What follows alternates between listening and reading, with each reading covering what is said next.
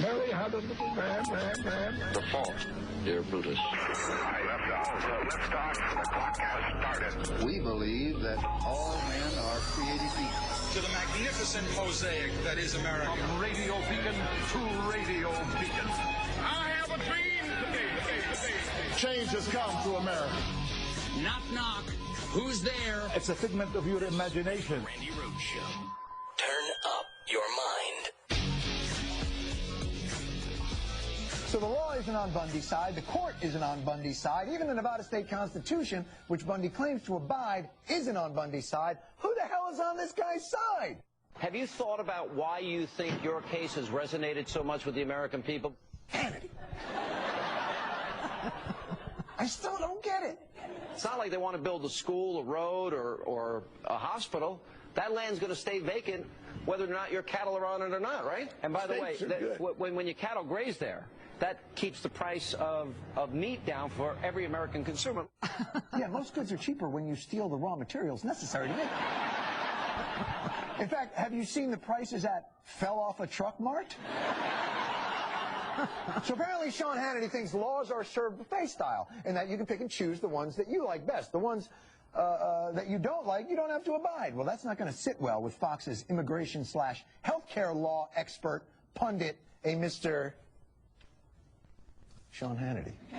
You only believe we should obey the laws that you want to obey. You don't, that's it? Obey the laws that you like. No. That's all? Why don't you join with me, Juan, and say everybody should obey the law? Tell me how the president can unilaterally pick and choose what parts of the law he's going to uphold at whatever time he chooses. I mean, the guy's not even wearing a cowboy hat. The president doesn't get to choose.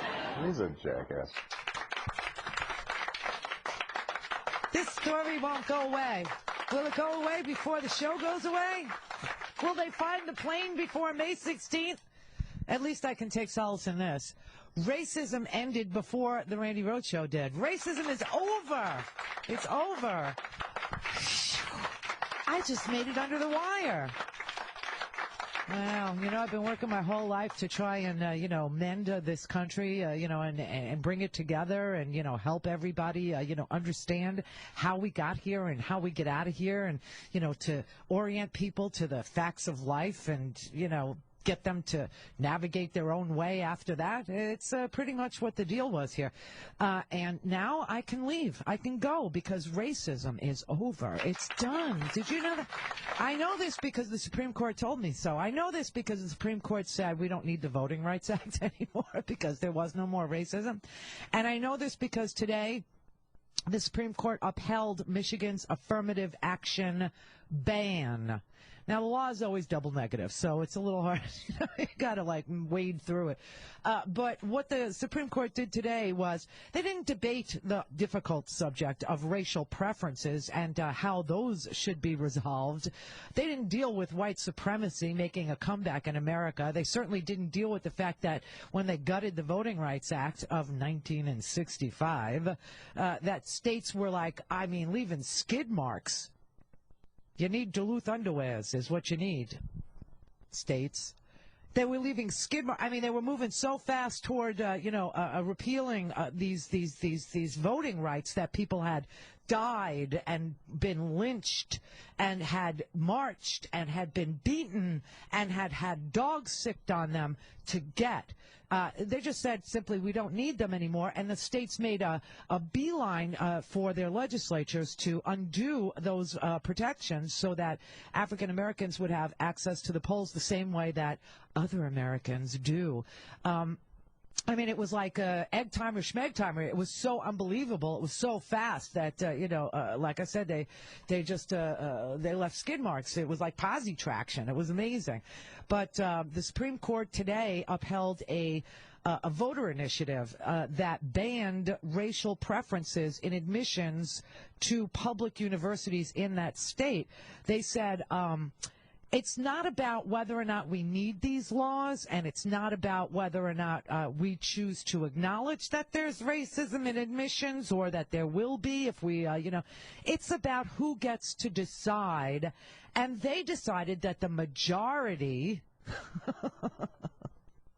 Yeah, the majority of the Supreme Court and the majority of voters who outnumber African Americans by about 89%, that the voters get to say. The voters get to select their barrier, is basically what they said. And Sonia Sotomayor, who obviously knows she never would have been a Supreme Court justice had it not been for affirmative action policies that helped her get to school and law school. And, you know, Clarence Thomas, he doesn't give oral, so he said nothing. But, you know, he's an affirmative action baby, too. But said nothing. He just, you know, he's not very good at, you know, the oral, which I hear is an epidemic, but not in my life. But Justice Sonia Sotomayor, she read a 12-minute dissent from the bench and said the Constitution does not protect racial minorities from political defeat, but neither does it give the majority free rein to erect selective barriers against racial minorities. Well, yes, it does, because that's what the Supreme Court said today, and they were outnumbered 6-2.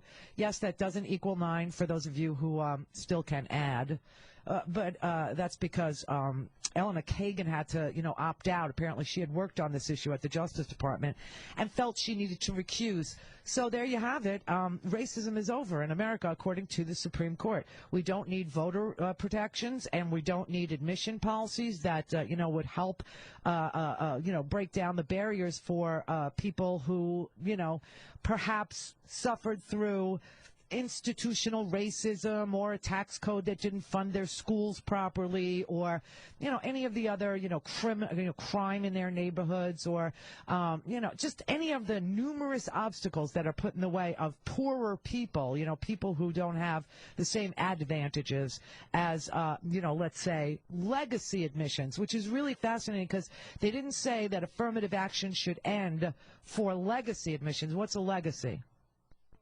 A legacy simply means that if your father, I don't know, like who could I use an example? Oh, the pressure of a name. Oh, like the Bushes. You know, that if your father went to Yale, that you get extra points for being the winner of the Lucky Sperm Contest and being born to somebody who went to Yale, even though you're a C student. But you get extra credit because your father was, you know, somebody who went there. That's called a legacy.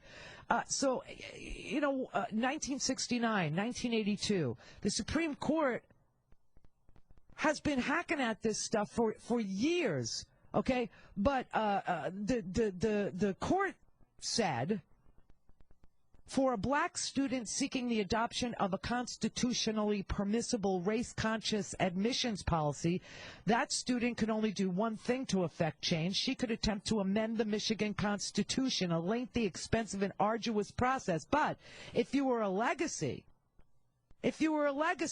you could lobby the admissions committee. You could petition the leadership of the university. You could seek to influence the school's governing board.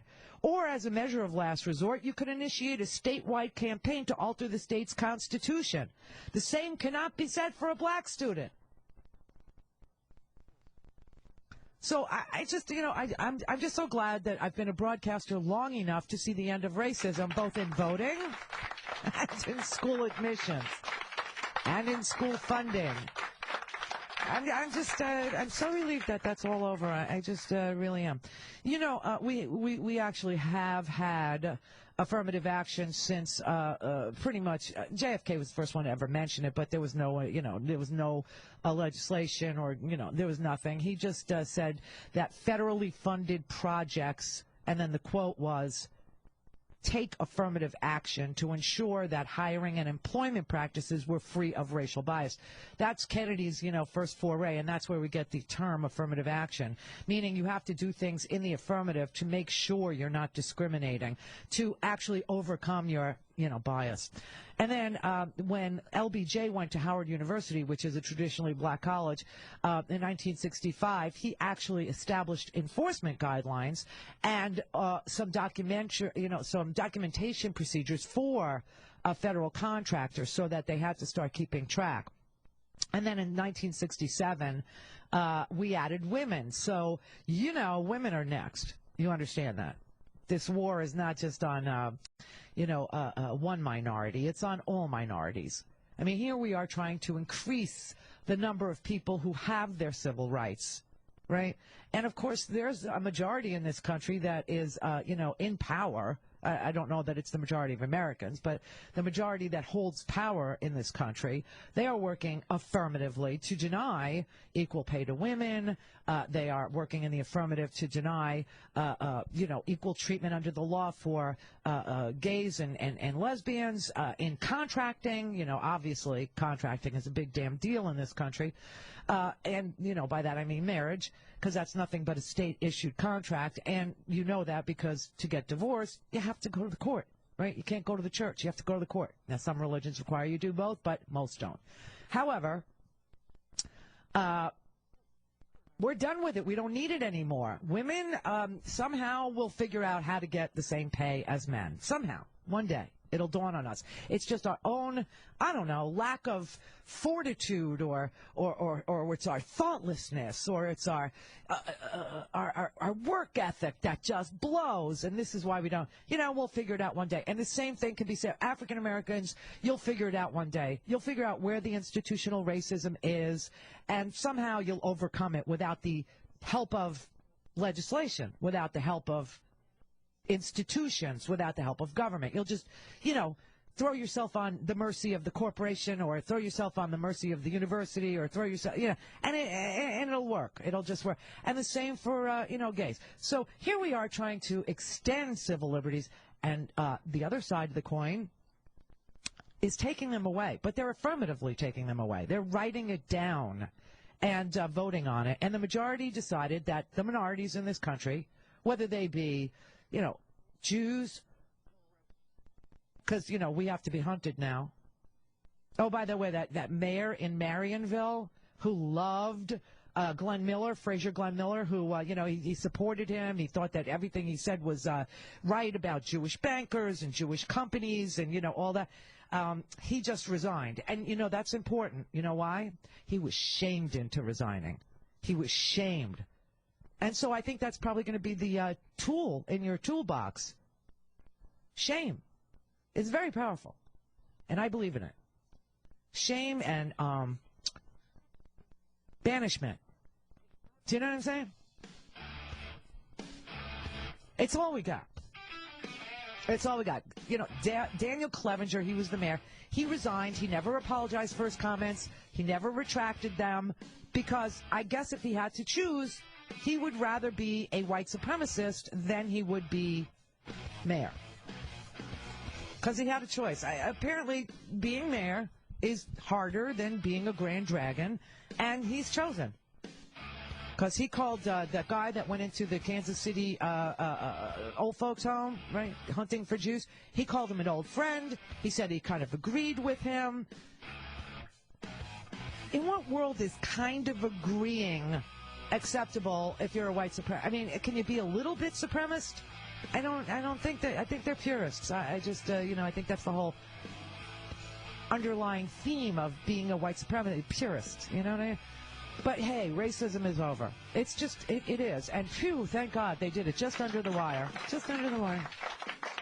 I have lived. I made it to the mountaintop. I have seen the promised land. 19 after. Randi Rhodes. Making the world a better place, whether the world wants it or not. This is The Randi Rhodes Show. Hi, Phoenix. Call me right now at 866-87-RANDY, 866-877-2634. This is The Randi Rhodes Show on 1480.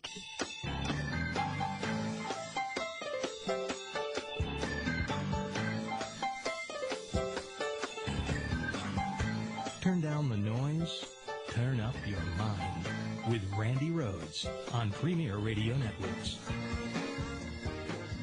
You can hit the whole world with the internet. Stay out of my yard. The Smiths were having an egg hunt with their 3-year-old son. An Easter Sunday tradition interrupted after an upsetting discovery. My husband noticed the last Easter egg, and I knew that wasn't one of the ones I'd put out. He picked it up, and we opened it, and it's got the white supremacist stuff in it. Inside the egg was the message, "Diversity is white genocide," saying, quote, "Mass immigration and forced assimilation of non-whites into our lands is genocide." It's absurd. Brandon Smith went around their College Hill neighborhood looking for more of the eggs and alerting parents so other children wouldn't find them. We don't want other kids who can read and being like, "Hey, Mommy, what's the Million Man White March?" Or, you know, "What's the White Genocide Project?" Most of us don't want to explain genocide to our 6-year-olds. It's very disturbing knowing that my son is walking around the yard a lot and finding that, and just that's something that he may find and have questions about, that not necessarily at his age that I want to have to explain to him, that there are people in this world who don't think everyone is equal. They found several more eggs in people's yards, leaving residents in disbelief. Everybody's shocked. I would say we're genuinely just floored at, why would somebody do this? Why here? Because they're white supremacists. That's why. That was in Virginia over the weekend. Happy Easter, everybody. Happy Easter. Oster, goddess of fertility. That's what you're actually celebrating, you know, is fertility is what it is. But I'm just, white power eggs. Over Easter, some parents in Virginia found Easter eggs that had been planted in their yard, and when you opened the eggs, there were messages in there that said, "Diversity equals white genocide," which really detracts from the true meaning of Easter, which I think has become, eating chocolate. I think that's what it is. How could chocolate, be so mean? I don't understand. And, this is why white supremacists are so stupid. They're using Easter eggs as a recruiting tool to white supremacy for children. Now, think about this. You're a kid, and you're expecting candy, and you open up your egg, and whatever's in there that isn't candy, you are going to hate that thing, no matter what that thing is. You remember when, the trick-or-treat lady would, give you a pencil instead of candy on Halloween? I still hate pencils because of that. Do you know what I'm saying? If white supremacists had any brains at all, they would hide eggs with messages in them like, "Diversity equals..." instead of candy, and then everybody would hate diversity. Do you know what I'm saying? It's just like they're not that smart. They're not that supreme, is what it is. The supreme ones are not supreme. They have no ability to think. Which is why you have to shame them. It is. You can present them with any number of facts. You can show them why we still need, affirmative action. You can show them why we still need voting rights protections. You can show them that there is no voter fraud. You can show them all kinds of factoids, and you can show them all kinds of hard evidence. You can show them all kinds of reports. And you know what? It just makes them angrier. It just makes them furious because they are married to the lie. And nothing shall put that lie asunder, okay? Not man, not print, not nothing. And so all that's left is to shame them and to banish them from the kingdom, make them, marginalize them. Like this Marionville mayor. I mean, they gave him a decision to make. Do you want to be a grand dragon, or do you want to be the mayor of the city? And he chose, where his heart lies. Marionville's mayor, Dan Clevenger, owns a repair shop. He's known Fraser Miller for years, but not always by that name. When I first met him, he called himself Fraser Mays. I think that was spelled M-A-I-S, if I remember right. And then all of a sudden he started calling himself Fraser Miller. Despite the name change, Clevenger says Miller's biased beliefs stayed strong. I kind of agreed with him on some things, but I don't like to express that too much. That hasn't always been the case. Nearly a decade ago, Clevenger wrote this letter to the editor, calling Fraser a friend and wanting to spread Miller's warnings. He spoke of the Jew-run medical industry that, quote, made a few Jews rich by killing us off. It goes on. Seriously, it's over, though. I mean, there is no need to have, we don't need to right any discriminatory wrongs because there is no discrimination in our country.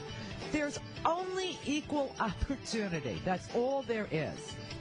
Even though you could find racial hatred just by turning on the radio or watching the TV now.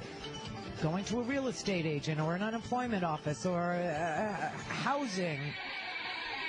In your area in Michigan, you know there are militant Muslims, jihadists, correct? Absolutely not. Okay, absolutely not? I don't even know. Absolutely. Are you saying there are no militants? I'm saying to you that I don't know if there is a militant jihadist in Detroit. I don't even know if there are militant jihadists in New York. I think I praise and I thank the mayor for his action. This is the American way. Well, wait. No speeches tonight, Mr. Sablani. You're elected to protect the people and to protect their rights. Okay, fine. You're elected to protect the rights of the people, not to harass them. I just want to get back to you, and you are saying to me that you don't know one militant mosque in Michigan. You're not aware of one. Is that what you're saying to me? Absolutely not. It's a figment of your imagination, Bill. All right. So you do not accept that there are any militant mosques operating in Michigan. We know there are militant mosques operating in the New York City area because they have been observed. I think you should call the FBI. We know, though. I have called the FBI. Bill's called the FBI. You see, this is just another form of racism. That's what I'm talking about. You could turn on the TV and you can see it. Because he was talking to a guy named Osama. His name is Osama Simblani, and he's the publisher of Arab News here in America. Bill decided to have him on the show and ask him about militant Muslims in Detroit. And he's like, I have no idea, if there's militant Muslims. But if you think that there are, why don't you call the FBI? If you suspect somebody is plotting against your country, call the FBI. That's what I would do. I'd call the FBI. But they put these things on the TV to implicate all Muslims. 7 million people in this country. All terrorists. All evil. This is what goes on every single day. And then the Supreme Court looks at it and says, there's no more problem in this country. We don't have a problem with anti-Semitism. We don't have a problem with white supremacy. We don't have a problem with institutionalized racism. We don't have a problem with, integration in this country. We don't have a problem with, people thinking all terrorists are Muslims. You know what's really interesting is Osama Simblani continued his conversation with Bill, and he said, listen, I'll be the first to call the FBI if I think somebody is trying to hurt my country. But what about Ivan Lopez? What about the Fort Hood shooter? What about him? And Bill O'Reilly had no earthly idea who Ivan Lopez was. If I know of someone who is trying to hurt our country and our people, I will be the first one to call the FBI and tell about it. And I don't doubt that. But I think you are terribly naive because there are militant jihadists in this country, and they use mosques sometimes to spread their word. Now, when the authorities find out, this is provable stuff. This is provable stuff. When the NYPD finds out, is Ivan Lopez a jihadist? Is Ivan Lopez jihadist? Who? Ivan Lopez, the U.S. specialist soldier who killed people in Fort Hood on April 2nd. I have no idea, and that's what we're not talking about. We're talking about the mayor of New York. Mr. Sablani, you want to stay on point, please? Is Ivan Lopez a jihadist? I would have added, is, Cliven Bundy a jihadist? Are the militia people who are pointing guns at the government officials, are they jihadists? Is Frazier Glenn Miller a jihadist? Because he went hunting for people and killed 3 people. Is he a jihadist? Do you know, this is the kind of sick stuff that gets broadcast every single day over and over again, but completely avoiding the difficult conversation of who is and who is not in the struggle against the U.S. government. And that's what a jihadist is. It's somebody who is a Muslim who is trying to overthrow the U.S. government by violence. If you don't think that what's going on at the Bundy Ranch and that there's now all these guys from Oklahoma that are pouring into Nevada, locked and loaded with their weapons, which is illegal. It's illegal to carry weapons over state lines for the purpose of threatening federal officers is a crime in this country. Still, it's like one of the only gun laws we have. And they managed to break it. It's kind of like we have no campaign finance laws either, but every once in a while you'll see somebody go, an ethics violation for campaign finance reform. And you just think to yourself, geez, how stupid are you? You could practically take the check on the House floor. You really got to go out of your way to break campaign finance laws. You really got to go out of your way to break gun laws because there really aren't any. But this is what the Supreme Court said today. We don't need any protections for minorities in this country. And if the voters decide they don't want any protections for minorities in everything from school admissions to, I just can't wait for the, and I probably won't be around when they do what's this, the store? Hobby Lobby. I probably won't be around when the Hobby Lobby case is decided, but that's the gay one. That's the one that says, gay people can be lorded over by their employers, and if their employers are of a certain religion and the employees are not, well, too bad. The board of directors gets to say what goes up inside your, vajayjay there. They get to say, what your vaginal canal can be exposed to and what it can't be exposed to.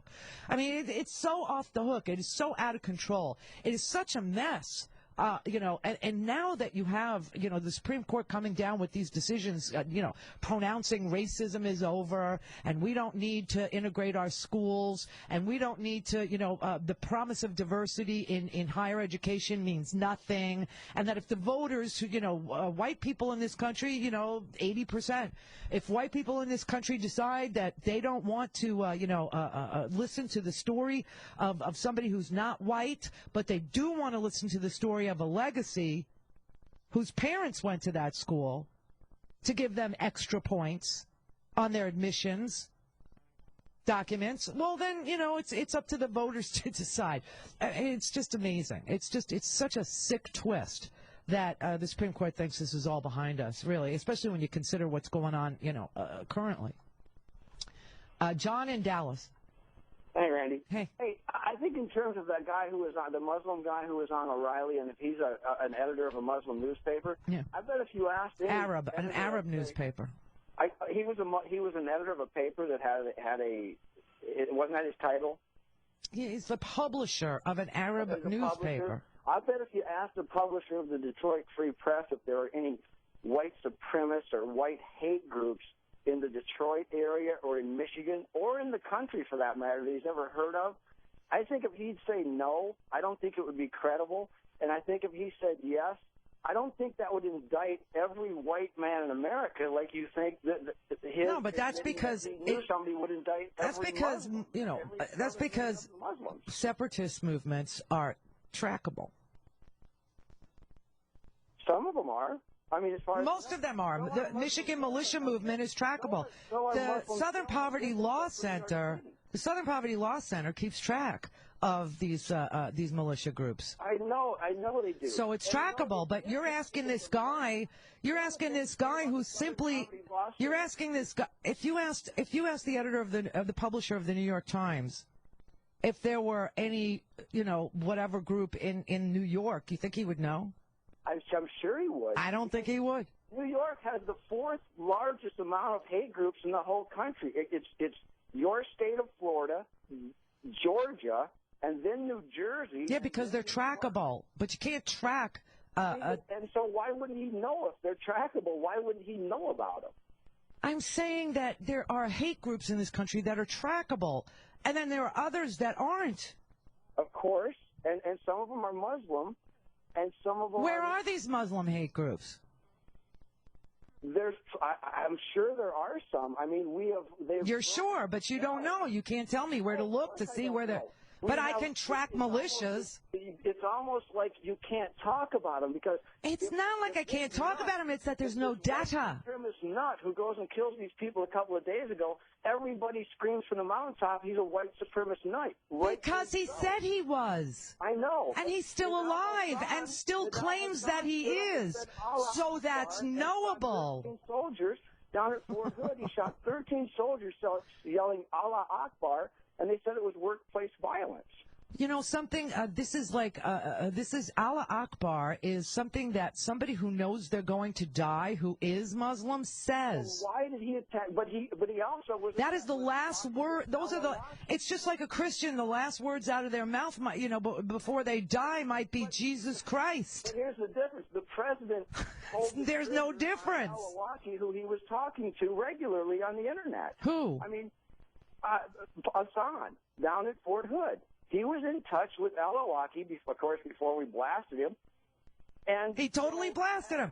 And so he stood up and yelled, Allah Akbar, okay. shot 13, killed 13 people. So this now means, that the publisher of an Arab newspaper knows about Muslim terrorists. He knows about Muslims in Michigan. I don't know where he knows about them, but I bet he knows. But that's what he asked him, right? If he isn't, unless he's totally unconnected. Oh, yes. He's got to have sources. His people have to have sources. Sources to Al-Qaeda? Not Al-Qaeda. Any Muslim extremist within our borders. I mean, it's not unheard of. Who are these Muslim extremists within our borders? Who are they? Where are they? That's the question. Well, I'm sure. Where's the violence? I mean, I haven't seen any. Have you since September 11th? Have you seen any? There was a CARE group in Richardson, Texas, several years ago. There was what? They busted a CARE. It was an affiliation of CARE, and they arrested and they shut down the mosque. Right. This was pre-9/11 because they were filtering money over to Hamas, and so that was a cell that was operating for several years. All right, and now post 9/11, do you think? Because they were within their. And now post 9/11, do you think that a publisher of a newspaper is tracking Al Qaeda, or do you think that that's something that the government does? But I think. So how would he know? I don't think he knows about specific cases, but I think. But that's what he was asked, right? And he said, and his answer was that if he knew, his answer was that if he knew, he would call the FBI. And Bill O'Reilly's answer, Bill O'Reilly's answer was that he has called the FBI, and he produced absolutely no information as a newsman, like who he called the FBI on. It's not a news show; it's an opinion show. Okay, it's an opinion show, but he said affirmatively, "I called the FBI." On who? I mean, on who? Are you not curious to know who Bill O'Reilly called the FBI? Because I know that the only people that Bill O'Reilly ever called the FBI on. Well, the only time I ever heard Bill O'Reilly call the FBI on anybody was one of his callers on his old radio show, because he has caller ID and I do too, and he didn't like that the caller disagreed with him, so he threatened the caller with calling Fox Security. Remember that? So he called Fox Security. What's Fox Security? What's the correlation between Fox Security and the FBI? No, and then he called the FBI to report this guy who was calling his radio show to disagree with him. He has called the FBI. Not on Muslims. Well, but here's the thing. Because he doesn't know any. He just keeps insinuating that they're all out there. Oh, I know. But here's the thing. I know you know. So why are you calling me? Here's the point. I was calling about the affirmative action thing because I don't think it's right that T. Diddy's son gets a full ride if there's any affirmative action tied to it, and a person of a middle-class background who has to struggle to go to college can't go. Well, how do you think that we define equal opportunity in this country? I think affirmative action was a great idea at the time. I'm asking you a different question. I'm asking you, how do you think, when we created affirmative action, how did we attempt to define what equal opportunity would eventually look like? Because we did define it. When you write law, you have to define your terms. The first part of any law is the definitions part. So somebody thought of this, right? Right? Somebody thought of this. So what did we define equal opportunity as being? If you're black, you have a space above a white person, is what is reality. No, we didn't say reverse discrimination was the goal. No, that would be incorrect. What did we define equal opportunity to be? I'm telling you what reality is because my daughter's in college. I'm telling you what the law says. A black kid goes to college with affirmative action. So George Bush, who was a C student, gets into Yale. But then again, he had a higher grade point average than John who? Kerry, who he beat who he won the election from. Who? Then who? He had a higher GPA than who? What was Barack Obama's grades? I have no idea because he never released his transcripts. George Bush's grades, but we don't know Barack Obama's grades. Because George Bush was bragging about how he was how he was a C student and got into Yale. He thought that was braggadocious. Okay, that's why we never ask for presidents' transcripts ever.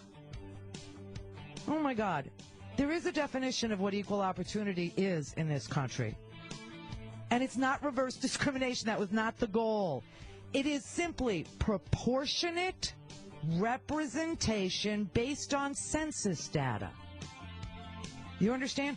So that if you have 11% of the population who are African American, you should have proportionate representation in state schools. We're not talking the Ivy League here. That's the definition of equal opportunity. That's the goal of affirmative action.